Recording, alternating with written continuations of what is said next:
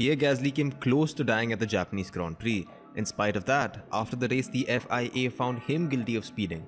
But the FIA has now released a detailed report in which they admit that they made mistakes. So hello and welcome to F1 Motorsports, and today we're going to take you through the mistakes that were made at the Japanese Grand Prix. On Sunday the 9th of October 2022, the world got ready to witness a true Grand Prix. Formula 1 returned to Japan after a gap of 2 years due to the pandemic. Even with the pouring rain, the energy of the Japanese fans was visible throughout the weekend. Right from Friday, there were fans who braved the elements to witness the pinnacle of motorsports. Japanese fans even wore elaborately designed costumes of anything and everything Formula 1 related. However, with all the energy and life that the fans bring, the Suzuka circuit has also been host to a very dark day in Formula 1 history. We rewind back to 2014. The very same race at the very same track, the Japanese Grand Prix. There was a severe typhoon that was going to hit the track during the time, but the then Formula 1 boss Bernie Ecclestone decided to go ahead with the race anyways. So the race started under the safety car and it soon stopped due to bad weather. It then resumed and it seemed to be going well until in lap 42, Adrian Sutil spun out and he hit the wall. The race director decided not to deploy the safety car, but rather to have the marshals wave the double yellow flags. Now there was a tractor crane that was utilized by the track marshals to recover the car of Adrian Sutil. Keep in mind the race is still going on and it's raining like crazy. On lap 43, Jules Bianchi lost control of his Marussia Ferrari, slid off the track, straight into the tractor. These images will help you understand just how terrible the accident was. Heavy machinery such as trucks, cranes and even tractors have large wheels. This helps them move heavy loads, however it also means that they have a high ground clearance. Formula 1 cars have the opposite, an extremely low ground clearance. If he had struck the barrier at that speed, the damage would not be as significant. However, he made contact with the tractor and then he slid underneath it. Marshals on the scene said that Jules did not respond to them. He was airlifted to a hospital for an emergency surgery. From then on, Jules was in a medically induced coma for 9 months before passing away tragically on 17th of July 2015. To this day, Jules is the most recent Formula 1 driver who has passed away. 8 years after that tragic accident, Formula 1 made yet another almost fatal error. At the 2022 Japanese Grand Prix, the conditions were getting worse. The rain was pouring down and all of the cars got off to a standing start. The visibility was poor and in the very first lap you had 5 incidents. Number 1, Sebastian Vettel spun off at the very first corner, then Albon retired his car. Then Sainz aquaplaned and crashed his Ferrari into a wall. Then the advertising board from Sainz's crash came onto the front wing of Pierre Gasly's car. And Zhou Guanyu spun in his Alfa Romeo. The race director decided to call the safety car to bunch up the field because they had to recover the car of Sainz and Albon. All of the other cars were moving and Gasly went to the pits to get a new front wing. Visibility was poor due to excessive rain, but the safety car bunched up the pack. However, Gasly was leaving the pits and he was rejoining the group.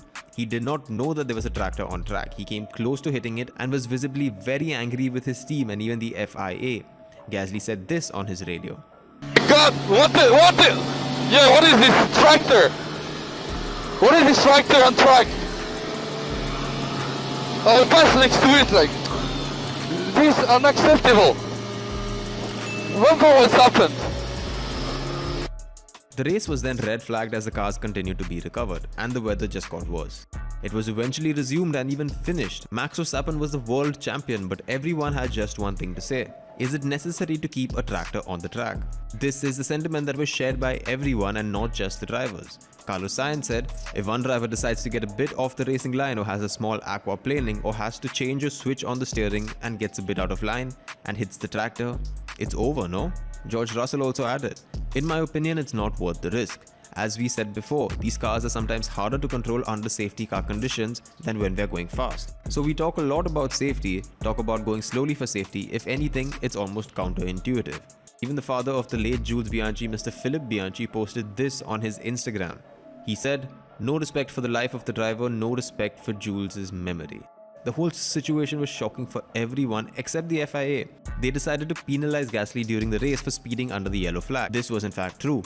Gasly had come out of the pit lane and he was far from the remaining cars. In a bid to catch up to them, he was speeding under the yellow flags, which he admitted was his mistake.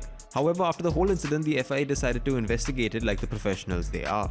They released their findings, which actually throws light on what went down and what were their mistakes. The report was conducted by the ROC, or the Remote Operations Center. This is like a VAR system that allows Formula 1 to look through the details with a fine-tooth comb.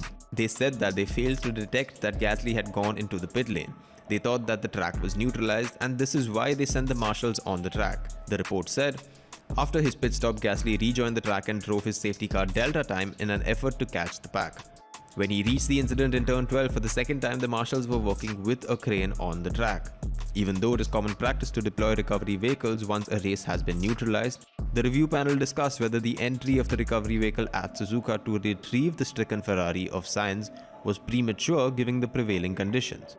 It would have been prudent to have delayed the deployment of the recovery vehicle on track. So is there any good news to the situation? Well, yes. The FIA has implemented a couple of new safety rules to make sure that accidents like this never occur again. They said that when there is a recovery vehicle on track, the teams are required to notify their drivers about this. The race control will monitor all cars, even cars in the pits, when they are considering the safety car or the virtual safety car. They discussed with teams what the potential penalties could be for drivers ignoring flags on track. They also said that they're going to check the advertising board so that it doesn't fly off in the future. They will add more rain lights to all safety equipment in Formula 1. They will also work with Pirelli to get better wet weather tires, and they are going to try something called the dynamic virtual safety car from next year. Let's hope all of these rules protect the drivers more in the future. The FIA will go through these revised rules with the drivers at the US Grand Prix, and there might even be a few changes. So stay tuned to F1 Motorsports as we bring you all the motorsport news.